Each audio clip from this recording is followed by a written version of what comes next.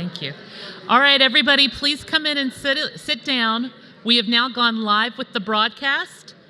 Good afternoon. I'm Linda Cruciani. I'm the alternate designated agency ethics official here at HUD. Welcome to our annual mandatory ethics training. We appreciate your attendance here, and we also appreciate the people who are attending at viewing parties in the regional council's offices across the country. We have something really special planned for you today, and we are very excited. It's going to be a lot of fun. The Office of Government Ethics recently audited HUD's ethics program, and they emphasized the importance of these in-house, face-to-face training sessions, and they encouraged us to make the training even more interactive. I need to start with a few housekeeping items first, though. Please take out your cell phones and turn off your ringers and your buzzers. We are broadcasting. If you have questions, please hold them to the end, and we're going to have a question and answer period. The training is going to last for about 60 minutes. At the end, we're going to give you instructions on how to get credit for your attendance. We've made some changes to the certification process because we're going paperless this year.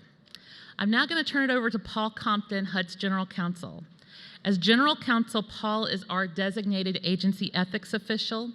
He, Chief of Staff Andrew Hughes, Deputy Secretary Pam Patnow, and Secretary Ben Carson, and their teams have all been very supportive of the department's ethics program.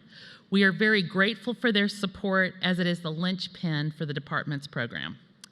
Anybody who is standing, we have some room over here, and we have some seats up in the front. I know there's lots of people by the door, but you're not going to want to hang out and stand at the door for an hour. So if you have an empty seat next to you, raise your hand and let's get everybody in a seat, please. We have some down here in the front.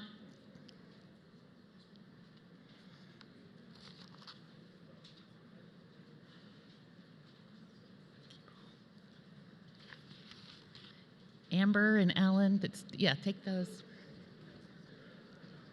Okay. We have couple more up here in the front.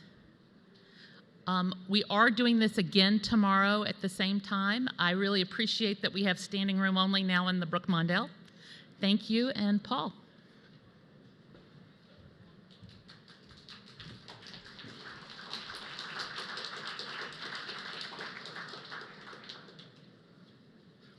Welcome, everyone. I am delighted and honored that Secretary Carson can be with us today. We had initially planned that he would give recorded remarks, but he specifically asked to come and attend this session in person, and so I in turn took that opportunity to ask him to speak to us in person. The Secretary's character, his love of the United States, and the promise of opportunity that it offers for all Americans is one of the primary reasons that I was willing to be considered to be General Counsel. As a citizen, it is reassuring to have a leader who has the courage of his convictions.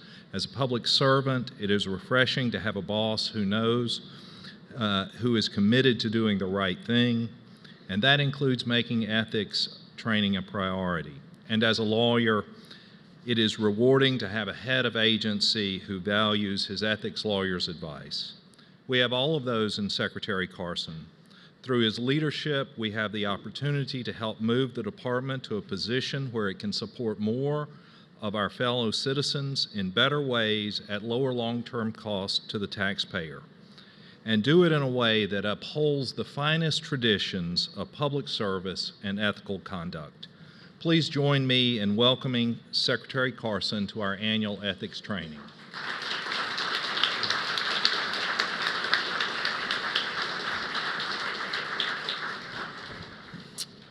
Well, thank you so much. It's wonderful to be here at HUD's 2018 annual ethics training. I know you've all been waiting with bated breath for this opportunity. But actually, it's going to be a lot of fun today. They've put a lot into this, and I think it's going to be enjoyable. You know, one cannot overstate the importance of ethics. It's the code that guides our conduct, informs our actions, and helps distinguish between what's right and what's wrong, and what's allowable and what's not allowable. They don't necessarily correspond. There is a government-wide standard of conduct based on the 14 principles of ethical conduct. The first principle states that public service is a public trust, requiring employees to place loyalty in the Constitution, the law, and ethical principles above private gain. As public servants, this is our responsibility, and that's why it's important to come together each year for this refresher course in the rules. OGC's annual ethics training gives you the tools to flag situations and issues that should be brought to the attention of ethics officials before you inadvertently run afoul of the ethics rule. You do not have to independently solve every ethics situation or issue yourself. This training is designed to help employees identify potential ethics violations, and we encourage you to reach out to an ethics official for help in determining the next steps whenever an issue is unclear. I always say, when in doubt, reach out. After today's training, you'll feel more confident knowing that your decisions are grounded in thorough ethics training. And I will just tell you from personal experience, it's a good thing not to ever put skeletons in your closet because they always come back, just when you don't want to see them. And the nice thing is, if you don't put skeletons in the closet, they can't come back. And it doesn't mean that people aren't going to accuse you of stuff, but you never have to worry about them actually finding anything because there's nothing there. And that really allows you to relax and do your job. So thank you for prioritizing this important training session.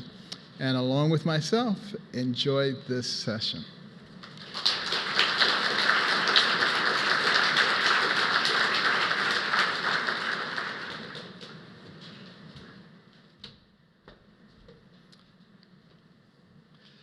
As HUD's General Counsel, I am also HUD's designated agency ethics official. As Lindsay Allen has taught me, that's affectionately referred to as the DAO. Now, I kind of think that is more of something that a reggae song should be built around. You know, in fact, the word sound that has, word sound was actually Peter Tosh's second band, but alas, today we will focus in a fast-paced newsroom style on the din of federal regulations, not the island lilt of steel drums. But thank you for joining us today for our 2018 annual ethics training. It was great to hear from the Secretary, and you can tell his deep and abiding interest in this topic. He and the Deputy Secretary constantly remind senior leadership to do the right thing and that everything else will take care of itself. Part of the right thing is knowing the rules because they're not always intuitive. For instance, encouraging others to be charitable doesn't sound like a bad thing necessarily, but sometimes it can violate the ethics rules. As DAO, my responsibility is to ensure that HUD's ethics program is fulfilling its role within the department, and training is an important part of that. Today's presentation is our annual training, which is required, and it is a key part of our ongoing ethics program to support the department's mission in a number of different ways. As the Secretary noted, through education and training, also through financial disclosure reporting and advice and counsel. These tools help us identify and resolve potential conflicts of interest and other ethical issues so that we can maintain and safeguard our reputation of the executive branch and public service. In order to ensure that we're implementing the department's policy goals in a way that honors the public's trust in government, we must know the ethics rules and have them in mind every day. Did I mention that it's not always intuitive? As government employees, it's our responsibility to have a general knowledge, to know when and where to seek out advice, when we have questions and act in ways that reflect the expectations of public service, and importantly, to support each other in ethical behavior.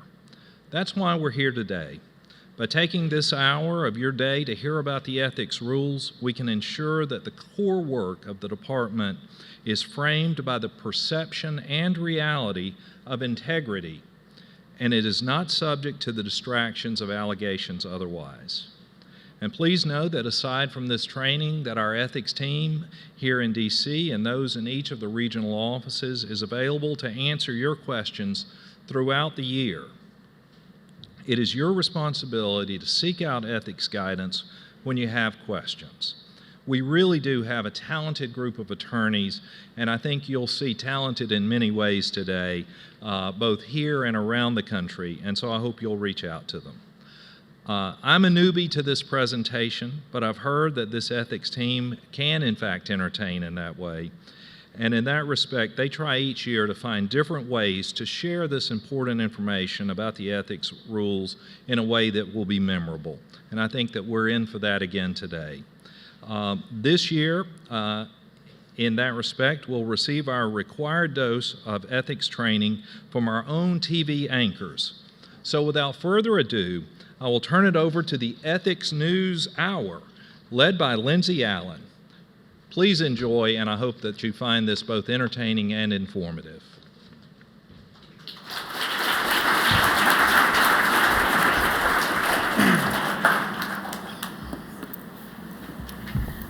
Welcome to the Ethics News Hour. It's 2 p.m. Eastern, and I'm your host, Lindsay Allen. Thanks for joining me today, and I hope you're all having a great day.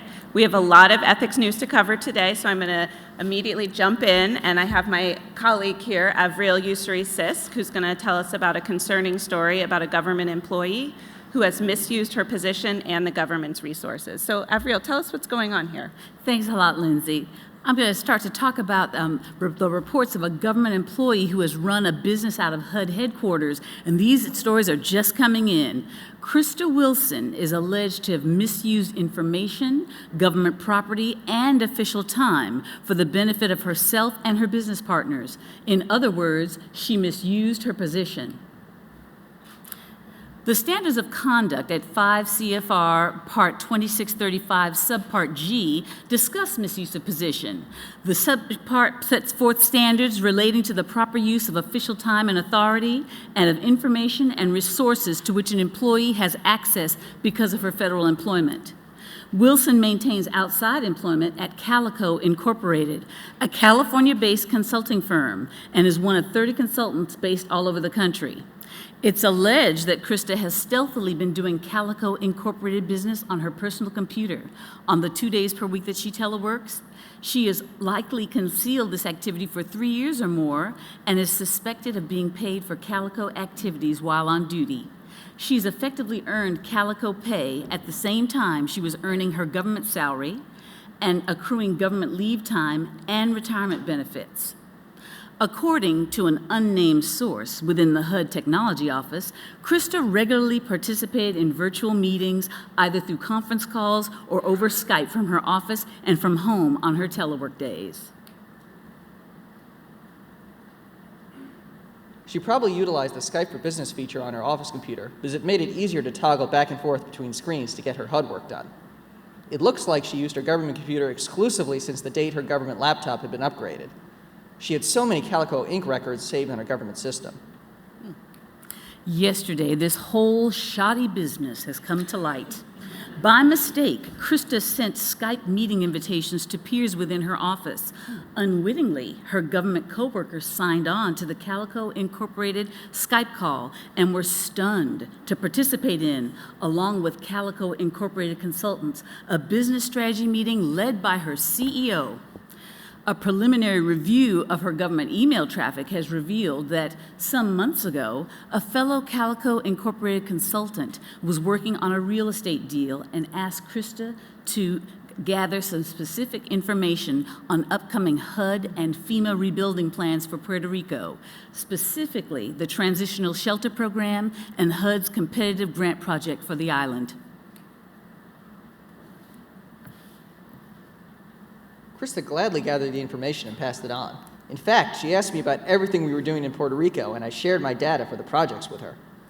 When a client of Calico Inc. was awarded a major HUD grant, the CEO was so pleased he awarded her a $6,000 bonus. She bragged about it to me and then gave me several presents, I guess just to keep me quiet. I started watching her more closely after that. According to our source, the next week, Krista agreed for a fee to initiate the next conference meeting on her Skype platform, making this technology resource available to more than 30 Calico Incorporated consultants, the CEO, and office staff based in the Bay Area. Up until now, Krista has coordinated these all-hands meetings more than 20 times and has collected a fee from Calico Incorporated's CEO each time. Let's review, how has Krista misused her position?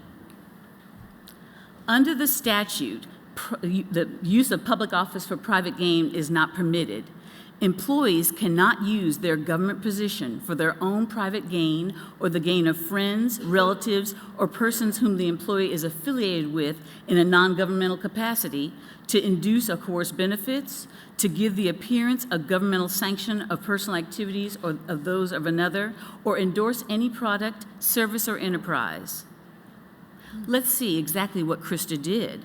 She allegedly used her position as a HUD employee for her own private gain, the $6,000 bonus, and the gain of others, Calico Incorporated and Calico Incorporated's client, since the company facilitated the Puerto Rico grant award for the client. Let's talk about her use of non-public information.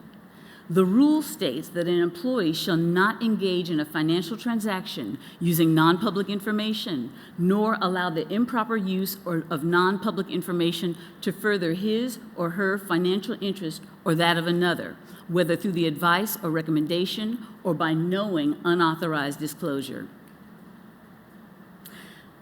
Information that an employee gains by reason of federal employment and that he knows or reasonably should know has not been made available to the general public is non-public information.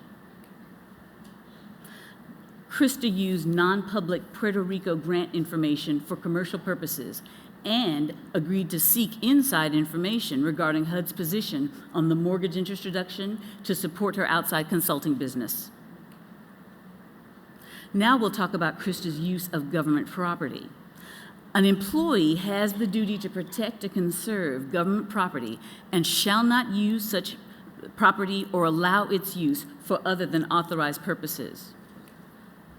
Government property is defined as any form of real estate or personal property in which the government has an ownership, leasehold, or other property interest, as well as any right or other intangible interest that is purchased with the government funds, including the services of contractor personnel. Authorized uses in relation to government property are those purposes for which government property is made available to members of the public or those purposes authorized in accordance with law or regulation. Krista misused her office space by using the office space, the laptop, and the desktop computers and the Skype access for her own commercial purposes and those of another, the Calico Incorporated staff and consultants. And she collected a fee from Calico Incorporated for use of the government Skype access. Let's talk about Krista's use of official time. The use of an employee's own time under the rule has to be done for government purposes unless authorized in accordance with law or regulation to use such time for other purposes. An employee shall use official time in an honest effort to perform official duties. An employee not under a leave system, including a presidential employee, has an obligation to expend an honest effort and a reasonable proportion of time in the performance of official duties. The use of a subordinate's time is also undertaken by the rule. An employee shall not encourage, direct, coerce, or request a subordinate to use official time to perform activities other than those required in the performance of official duties or authorized in accordance with law or regulation. Let's talk about how Krista misused her time. Krista used duty time. Well, she's alleged to have used duty time, both in the office and while on telework, for the performance of tasks unrelated to her official duties, and accepted government compensation for time not spent on these official activities. In addition, she accrued government annual and sick leave, as well as retirement benefits for time spent on outside commercial activity. So, Avril, why is she not covered by HUD's limited personal use policy? HUD permits the limited personal use of office equipment, the email, phone, fax, copier, etc., when it doesn't interfere with official business, does not occur during duty time, involves minimal additional expense, and does not violate statute or regulation. The HUD limited personal use policy is not applicable to private commercial activity, so anything done to promote Krista's private business is not covered. Further, the HUD limited personal use policy may not be used to support any partisan political activity pursuant to the Hatch Act, including fundraising. Back to you, Lindsay. Wow, thanks for sharing that story, Avril. It really is amazing what lengths people will go to, isn't it? You wouldn't believe it. Oh my goodness. We'll be right back after this commercial break. Do you currently own one or more investment properties? Are you interested in purchasing another? The HUD Supplemental Standards of Ethical Conduct prohibit the operation or management of investment properties to the extent that it rises to the level of a real estate-related business.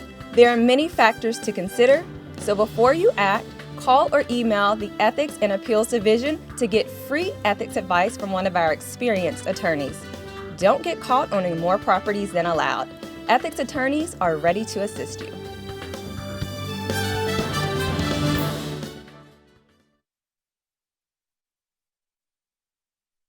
News. So we'll be cutting to a press conference with Daniel Baxter, the United States Attorney for the Southern District of Metropolis. Good afternoon. My name is Daniel Baxter. I'm the United States Attorney for the Southern District of Metropolis. I have a brief statement, and then I will have time for a few questions by our pool reporter. Early this morning, acting on a warrant, United States Marshals arrested Clark Kent, also known as the Superman, for violating federal criminal statute 18 U.S.C. 208. Mr. Kent was taken into custody without issue, and he will be arraigned either later this afternoon or early tomorrow morning. The recent revelation that Mr. Kent, who is most well known for being a reporter at the Daily Planet but is currently a HUD employee, is in fact the secret identity for Superman, has prompted this arrest. I will now take questions. Yes. So what did Mr. Kent do that was illegal? Well, Mr. Kent participated in a public-private partnership to provide puppies to low-income housing residents. Yes? And how is providing puppies illegal? Well, under the federal criminal statute 18 U.S.C. 208, employees are prohibited from participating in a particular matter that will have a direct and predictable effect on their own financial interests. Now, keep in mind a particular matter includes not just specific party matters such as this partnership and grants and contracts, but also matters of general applicability like legislation and regulation if it's focused on a discrete and identifiable class. And how are you claiming that he violated the statute? Are you saying that Clark Kent has a financial interest in puppies? Well, in a way, Clark Kent does in fact have a financial interest in puppies because in this particular case, the partnership was with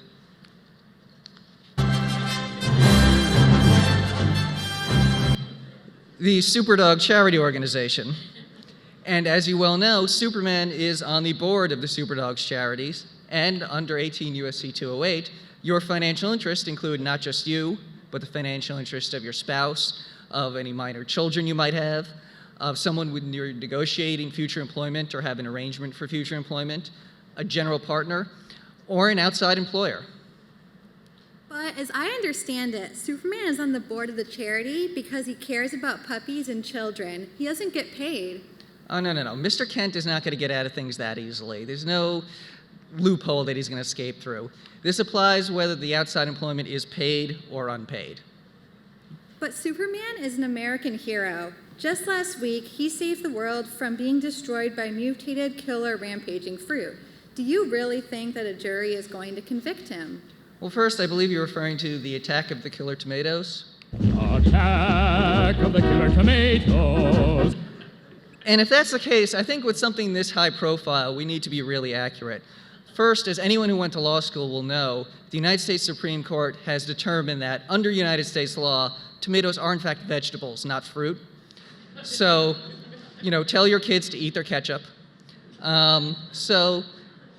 He maybe saved the world from rampaging killer vegetables, but even if that's the case, I think the American public know that the ethics rules are far more important than saving the world maybe a couple of times. But that being said, we understand juries are fickle, and Mr. Kent could be acquitted. But even if that's the case, we believe he also violated 5 CFR 2635-502 under the government-wide standards of ethical conduct. And this says employees can't participate in a particular matter involving specific parties if it will have a direct and predictable effect on the financial interest of a member of their household or a person with whom they have a covered relationship is or represents a party. The puppy partnership doesn't appear to violate these rules. Why do you think Superman is in violation? You're right, as dastardly as the puppy partnership is, I don't think it falls under these particular rules, but that was not the extent of Mr. Kent's malfeasance. He also was instrumental in the hiring of Lois Lane as an independent contractor at HUD to help write agency press releases. And as most people are well aware, at least I believe is common knowledge, Superman and Miss Lane are currently cohabitating with each other. The extent of their relationship I'll leave up to interpretation, but they're definitely cohabitating with each other. And now that we know that Mr. Kent and Superman are the same person, as you can see, she is a member of his household. And under the rule, he participated in an action that will have a direct and predictable effect on her financial interests. Now, in addition to this, we've also learned that Mr. Kent is working on the court case against Supergirl for destruction of HUD property in National City during her most recent fight. And as we all know, Superman and Supergirl are cousins, so Mr. Kent and Supergirl are cousins. But cousins isn't in any of the prohibitions that you've talked about so far. What's illegal about Mr. Kent's work on the lawsuit? Well, if you remember covered relationships from 502, where you can't participate in a matter with whom a person you have a covered relationship is or represents a party, covered relationships is very broad. It includes persons with whom you have a financial relationship or seek a business relationship, someone who your spouse works for, seeking to work for, someone you worked with within the last year, worked for within the last year, an organization which you're an active participant, or a member of your household, or or a relative with whom you have a close personal relationship. And considering that Superman and Supergirl, now that General Zod has been defeated, are the only surviving members of their planet, I think it's fair to say that they have a close personal relationship. Yes. So what should Superman have done? Well, there are a couple of things he could have done. First, the most easiest one is he could have recused himself. Just not work on the partnership or the hiring of Miss Lane or the lawsuit. There's plenty of work to be done in the government that he could have found something to do without he having a conflict. He also could have resigned. If he doesn't really need this HUD job, he was making plenty of money as a reporter, and I imagine at Superman, I've seen so many Superman t-shirts and toys and paraphernalia, he must get some licensing money out of that. He probably didn't need his HUD job. And lastly, it doesn't really apply in this case, but employees with conflicts can always divest if that comes up. For example, if an employee has Microsoft stock and Microsoft is bidding on a contract, you can always simply, divest your Microsoft stock, sell it, and then you won't have a conflict. I think I have time for one more question. Yeah, I have one last question. Sure. Speaking on conflicts, was your decision to arrest Mr. Kent affected by your large holdings in Luther Corp? Actually, you know what? I think we're actually out of time. So see you tomorrow.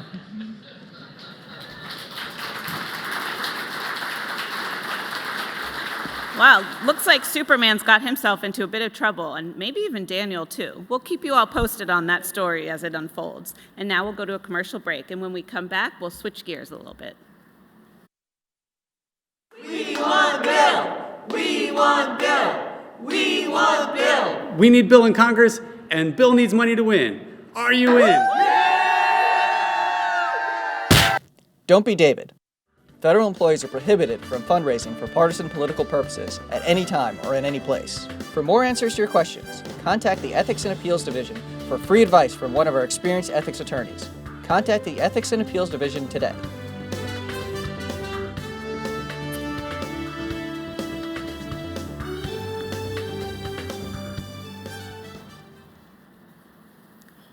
Welcome back, everyone. As I said before the break, we're going to switch gears a little bit. Often we hear in the news about everything that people are doing wrong, but it's also good to take time to hear about the good things that are happening in the world. And today we have Tiffany Smith Johnson here to talk about career changes. Good afternoon, Tiffany. Thanks for joining us. Good afternoon. Thank you. So, Tiffany, you're currently you're a director at the Global Housing Network. And, I've followed your career over the years, and you have a stellar career in the housing arena. So thanks for joining us. Can you talk to us a little bit about your interest in housing and where that started? Yes, thanks for having me. I've always been interested in affordable housing. However, that interest really took off while I was working at HUD. So what'd you do at HUD? Most of my work was concentrated in the Office of Community Planning and Development and in the Office of Housing. However, when I left, I was working in the Office of Community Planning and Development. Was it an easy transition to the private sector? Well, it wasn't too bad navigating the process or navigating the rules. I just made sure that I reached out to the awesome attorneys in the ethics division because I wanted to make sure I knew the rules. But I also was aware that there were criminal statutes involved, and I didn't want to take any chances.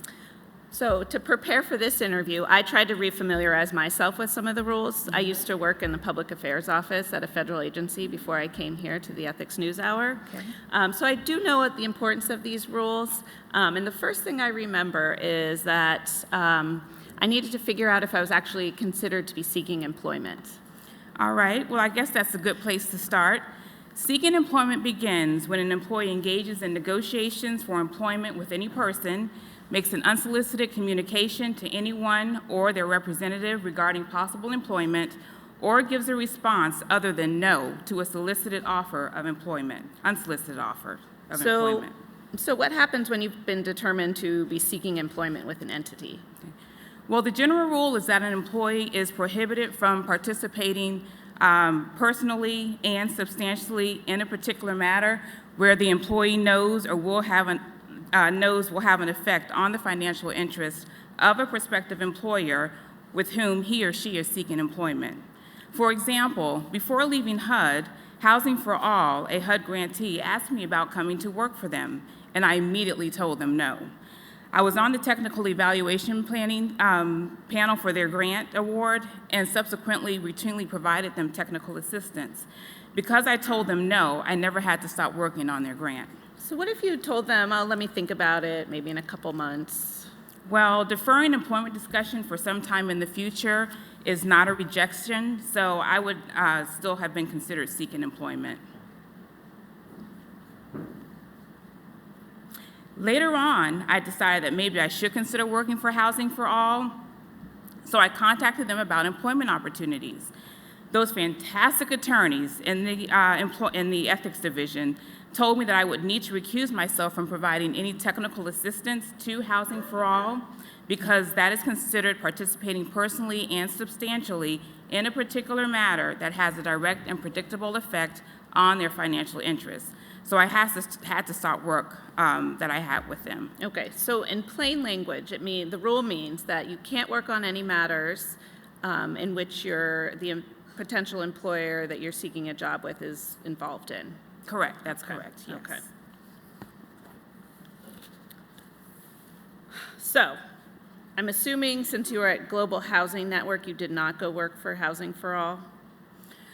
No, a couple of months went by and I didn't hear anything from Housing for All, so I sent them an email indicating that I was no longer interested. Once I had done that, I could resume working on their grant.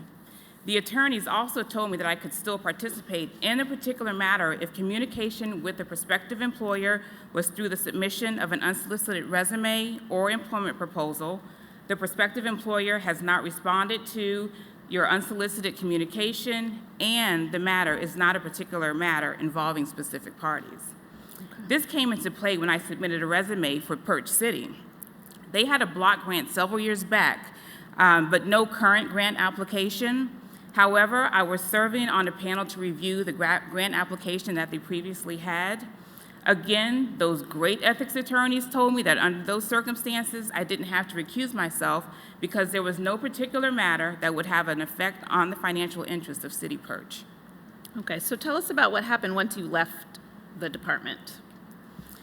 Well, before I get into that, let me say that once I started at Global Housing Network and actually started negotiating employment, meaning negotiating my salary and benefits, the ethics attorneys I was working with at the time told me about 18 U.S.C. Section 208.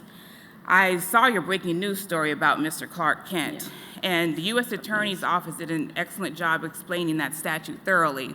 But I just want to mention that under Section 208, I had to continue with the recusal I had with Global Housing Network. Okay. So since we're on negotiating employment, are there additional requirements that need to be met if you file a public financial disclosure report? I think it's the OG 278? Correct. I was not a 278 filer at the time, but from the number of annual ethics trainings that I had to attend as a confidential filer, I remember that the 278 filers had to file a statement notifying the ethics official within 3 business days after commencement of negotiation or agreement. Okay. So once you left HUD, did you run into any obstacles when you were working for Global Housing Network? Initially, I thought I couldn't work for Global Housing Network at all because they engaged in a lot of HUD work. Then I learned that the post-employment rules didn't prohibit me from working at a particular organization, but just restricted what I could work on. Okay. So what do those post-employment rules prohibit you from doing? Well, the post-employment rules restrict your communication back to the government on a particular matter involving specific parties. Okay. Can you talk about that in a little more detail? Sure. Under the statute 18 U.S.C. Section 207, there are 3 restrictions that apply. There's a permanent ban, a 2-year ban, and a 1-year cooling off period, and I'll walk you through each one. That would be great. Okay. So under 18 U.S.C. Section 207, 8A1, former employees are prohibited from communicating with the government on a matter involving a specific party on which they work personally and substantially, meaning you must have worked directly on the matter, giving advice, input, or approval, and your involvement must be significant, not administrative or peripheral. This provision applies to all former employees. For example, I signed off on a contract that Global Housing Network had with HUD. So when I started working for Global Housing, I could not contact anyone at HUD to discuss the contract.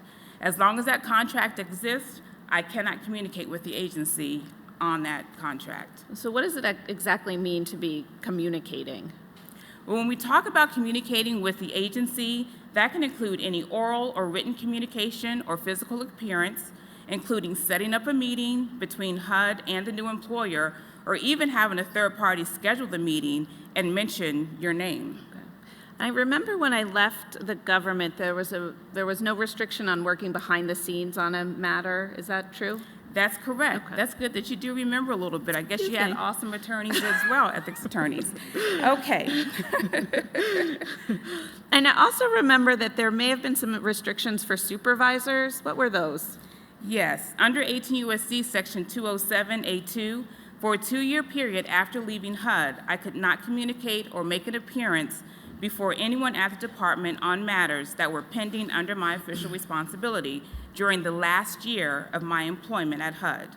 Under this rule, whether I was personally and substantially involved in the particular matter was not relevant. As with the permanent ban, you are still permitted to work behind the scenes. So I remembered one other thing, too, that there was a cooling off period for people who were considered senior employees. Were you a senior employee? You know, I wasn't, but that's okay. A senior employee is someone above the GS-15, including individuals who are members of the senior executive service. For this year, the employee must make at least $164,004 to be considered a senior employee. Notwithstanding of my not making it to that level, I know there are additional rules that apply to them because on that the awesome training that I've received from the ethics staff over the years, senior employees have a 1-year cooling off period on communication or appearances in front of HUD, regardless of whether the senior employee worked on the matter while at HUD. Okay, and is this provision the same as the others, that you can still work behind the scenes on things? Oh. Yes, that's correct. Okay. So my producer's in my ear telling me that I have to wrap up this segment. I'm sorry we didn't even get to talk about the work that you're doing at Global Housing Network, so we'll have to have you back another time.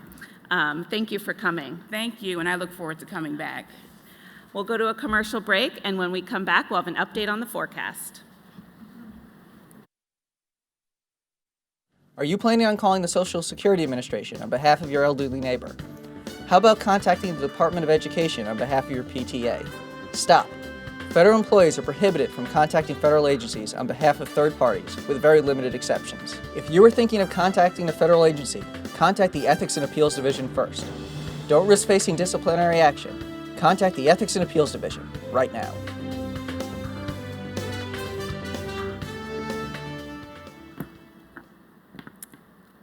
And welcome back. And now let's get a look at our ethics forecast with Brandy Sly, our in-house ethicsologist.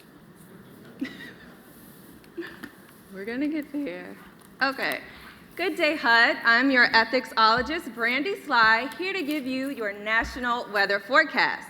Let's take a look at the ethics forecast for today and see how your colleagues are doing with respect to questions related to gifts. Hopefully the forecast in your neck of the woods is sunny and clear. Before jumping into the forecast for today, let's first discuss the general rule regarding gifts. Now, a gift is essentially any item that has a monetary value. This could range from items such as gratuity, any types of favors, hospitality, entertainment, meals, and the like. Some items that are not considered gifts, meaning you are free to accept them, include greeting cards, any type of modest food items that are not part of a meal, also discounts that are available to all federal employees, and rewards or prizes that are offered in contests or events. Now that we all kind of have a general idea of the weather forecast topic for today, we can jump in and begin our discussion on gifts from outside sources. Now, the general rule here states that an employee cannot accept a gift from a prohibited source or if it's based on the employee's official position. Now, a prohibited source is essentially any person or entity that currently does business with the agency, that seeks to do business with the agency, or that's regulated by the department in some way. Let's now head on over to the map to take a look at some questions related to the forecast. And we're going to start with Region 6 in New Orleans, Louisiana. So the facts here state that an outside contractor has been working with HUD, with a HUD employee in the New Orleans office on a project for 6 months.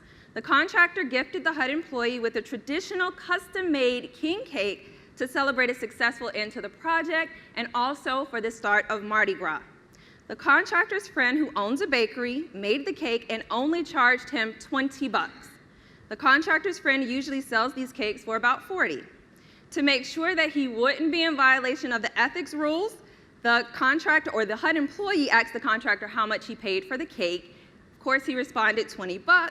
So the contractor, well, the HUD employee was shocked at this, but nonetheless, he still accepted it because the contractor only paid $20. So, did the employee violate the ethics rules by accepting the cake? Now, from the looks of things, it seems Region 6 should brace itself for some heavy rainfall today. Let's unpack this scenario just a little bit to see how bad this rain's going to be for our folks in the Big Easy. Now, here the HUD employee definitely violated the gift rules by accepting the cake. The $20 or less exception does not apply in this case. While the contractor may have only paid $20 for the item, what's important here is what the average person would have paid for the cake, and that being $40. It's pretty much irrelevant whatever the gift giver pays for the item. You need to find out what the average person, a patron off the street, would have paid for it, and that's what you base your reasoning on. So in this case, because the cake was $40, the HUD employee actually violated this rule. So next up, we're going to head on over to the West Coast to see how things are faring for our colleagues in the Los Angeles office. So HUD recently partnered with the City of Los Angeles on one of the department's initiatives.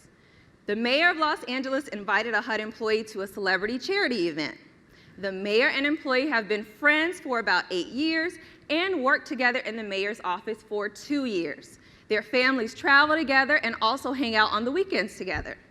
So, did this employee violate the gift rules by accepting the invitation? Now, based on these facts, it appears California is living up to its sunny reputation today. In this case, no, the HUD employee did not violate the gift rules by accepting the invite because the personal relationship exception applies here.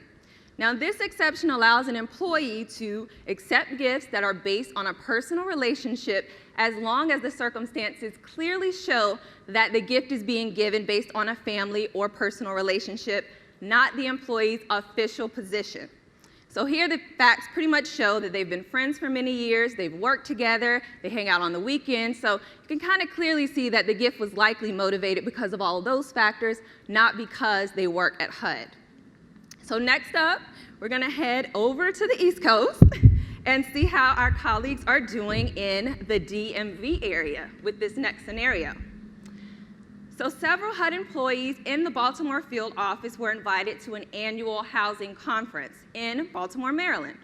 The sponsor of the conference waived the registration fee for all employees attending. Each year, about 500 to 750 people in the housing industry attend this conference. For lunch, attendees enjoyed an all-you-can-eat seafood buffet with some of Maryland's freshest catches of the week. The employees attended the conference and took full advantage of the food bar. Did the employees violate the gift rules by accepting free registration and enjoying that all-you-can-eat seafood bar? Now, taking a look at the facts here, it appears that those of us in the DMV area are also being spoiled with some good weather today. Here in this case, the employee did not violate the gift rules by accepting by accepting free registration and also taking part in those meals because the widely attended gatherings exception applies here. Now, this exception, also known as WAG, allows employees to accept an invite to a conference, training session, or the like, as long as there's going to be a large, diverse audience there and their attendance at that event is in the interest of the agency. So the facts here pretty much show that we've met this criteria here. Now, I do want to note that this requires that before attending any of these events, you must receive written approval from an ethics official before attending. And then additionally, I'd like to note that the rule does allow employees that when they're attending these events, you can feel free to enjoy any meals or refreshments as long as they're taken as a group. So the employees indulging in that all-you-can-eat seafood bar they were well within their rights to do so, because I sure would have. Now, switching gears a bit, let's discuss some of the exceptions to the rules for gifts between employees. Now, the general rule here states that an employee may not accept or give a gift or make a contribution to a gift for an official superior. Additionally, employees may not accept gifts from employees receiving less pay except when there's no subordinate supervisor relationship or personal relationship. So let's see how some of these exceptions apply to the rule by taking a look at a question our Atlanta ethics attorneys recently provided advice on. After reviewing the ethics rules on gifts and recalling last year's annual ethics training, a HUD employee in the Atlanta office decided to give her boss a birthday card and a $10 Visa gift card for her 50th birthday. Did this employee interpret the ethics rules correctly? Now, it appears from the looks of this scenario that Georgia residents can expect thunderstorms with heavy rainfall today. Here, the employee did not interpret the ethics rules correctly. She seems to have thought that the $10 or less exception applied in this scenario. However, she was unaware of the slight variation when it comes to gift cards. Now, the $10 or less exception does allow employees to give a gift other than cash to a superior if the aggregate market value of that gift is $10 or less. However, when it comes to gift cards, the Office of Government and Ethics has stated that Visa gift cards and the like are pretty much the equivalent to cash as opposed to a store gift card that can only be used at a particular retailer. So in this case, because the employee gave a Visa gift card, that made her in violation of the rules. Now, last region up for the ethics forecast today is going to be Region 10. Let's see how our folks are doing on the West Coast in the Seattle office. To welcome the new regional counsel to the Seattle office and celebrate her promotion, employees thought it would be great to surprise her with a gift box containing some of the items Seattle's best known for. One of the employees emailed everyone within the office asking for a minimum of $15 for the donations. The gift box contained a Seahawks shirt, a variety of Seattle's finest coffee, the classic DVD Sleepless in Seattle, and of course, no gift bag would be complete without a photo of everyone in the office to put right on the boss's desk. So did these employees violate any gift rules? Now there seems to be a little bit of unpredictable weather headed for Seattle today. Residents can expect rain during the morning commute, then clearing up midday to a bright and sunny afternoon. So here, the employees didn't outright violate the gift rules. However, their actions weren't in complete alignment with the exceptions. The special and frequent occasions exception is applicable in this situation. This exception pretty much allows employees to give a gift to their supervisor for special and frequent occasions such as marriage, illness, death in the family, or even in this situation where there is a promotion and transfer to a new office. So since this type of event doesn't occur often, the employees were within their rights to come together and give the boss a gift. However, let's discuss the behavior of the employee who actually sent out the email soliciting donations. Now, while the ethics rules do allow employees to solicit donations for a gift for a supervisor, they prohibit employees from requesting a specific amount, and it also must be clear within the email or communication that it's completely voluntary, so no one feels obligated to give. Based on these facts, that wasn't really the case for this email, so some employees may have felt, required to give towards the gift, which we want to avoid. So, folks, that pretty much concludes the ethics forecast for today. I'm your ethicsologist, Brandy Sly. Back to you, Lindsay.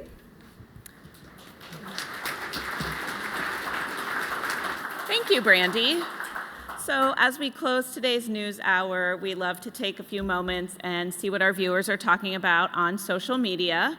And it looks like we actually have a tweet here coming in light of Brandy's ethics forecast. So at Ethical Employee says, you mentioned government discounts are not considered gifts. Can we use the government rate at hotels when we're on personal travel? Hashtag hotel discounts, hashtag we love ethics. So Brandy, what would you tell this person so that they can have a sunny vacation? Well, first off, I just want to thank at Ethical Employee for sending in a question. It's always great to hear from our viewers out there. So thanks to you for being brave and sending in that question. Yes. So to answer it, the Office of Government and Ethics has stated that employees are allowed to accept any government discounts or rates even when they're on personal travel, as long as you adhere to the guidelines that are listed here, making sure that the hotel is not a prohibited source, and of course you remember briefly we discussed that in the forecast of how to determine whether an entity is, and also you must not misrepresent what your reason is for traveling. So don't lie and say that you're actually traveling for the department when in fact you're traveling with your family, because you can still enjoy that same rate. So as long as you adhere to those stipulations, you are free to move about the cabin and enjoy those discounts. Thanks, Brandy. Hopefully that was helpful to our vacationing viewers out there. Let's see what else we have happening on social media. So it looks like we're getting a lot of positive, wonderful support from our friends around the country. As you can see, We Love Ethics is trending right now, and it's always nice to hear from our friends out there. So please keep your photos coming, but more importantly, please keep your ethics questions coming, and thanks for tuning in. Until next year, stay ethical, my friends.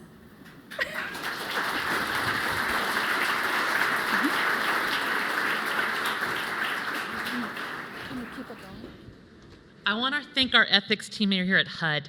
Every year they work really hard to make this mandatory training fun and enjoyable and creative. And as y'all know, fun and creative are not at the top of everybody's list when you talk about attorneys and management analysts. So if we could give them another big round of applause. They put a lot into this. It looks like we might have a couple minutes to take some questions from the audience. Does anybody have any questions?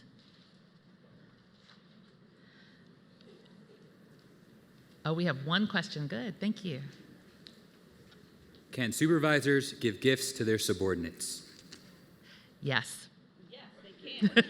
Gifts can flow down, they just can't flow up. Good answer. Any other questions? Oh, thank you.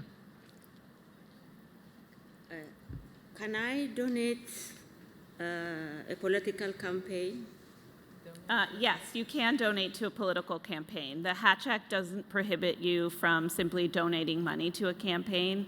As the commercial talked about earlier, you just can't do any fundraising, so you can't ask anybody to give money to a political campaign. Thank you. Thank you. Do we have any other questions? Okay, if any of you are too shy to come to the mic, oh, we have one more. So we had the $10 or less with the Visa, but I thought it was $25 or less with like gift cards. Like if it was just to Jamba Juice, for example, how much can you put on that Jamba Juice card? It's still going to be $10 or less if it's given to a supervisor. If you want to give your colleagues more, you can, like those who are receiving the same pay that you are, but not your supervisor. Okay. Okay, any more questions?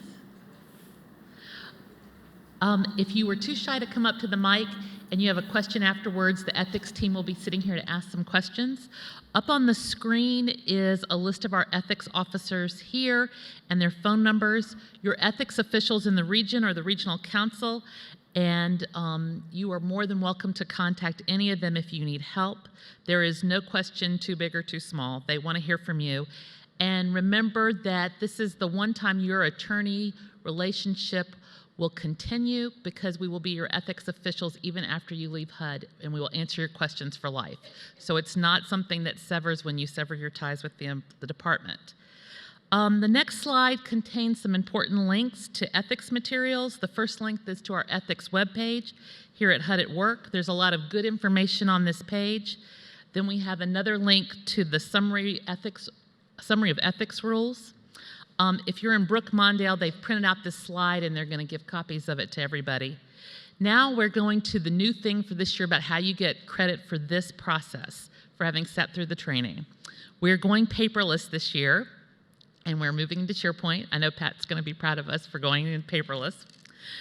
If you're in Brook Mondale or you've attended a viewing party with your regional council, there's a handout that has a link to the website where you're going to certify that you've attended the training. There are extra handouts when you're walking out the door if you need one. If you have a HUD-assisted mobile device, you can use it from the HUD mobile device. It's all on SharePoint. We're encouraging you to go back to your offices, or if you've got the device right now, to log on and to sign up and say you've taken the certification. It is 7 clicks.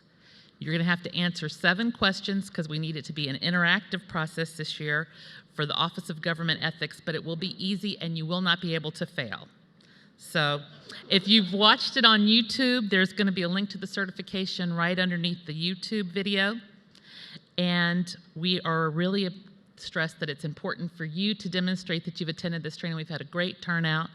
And we also then, once you've gone through and you've done your certification, you will get an email that tells you that you've attended the training, so that you have proof that you've attended. So that is part of your personal investment as well. So thank you for coming today, and thank you for your attention. This concludes the session, and please feel free to come up and ask questions if you have any.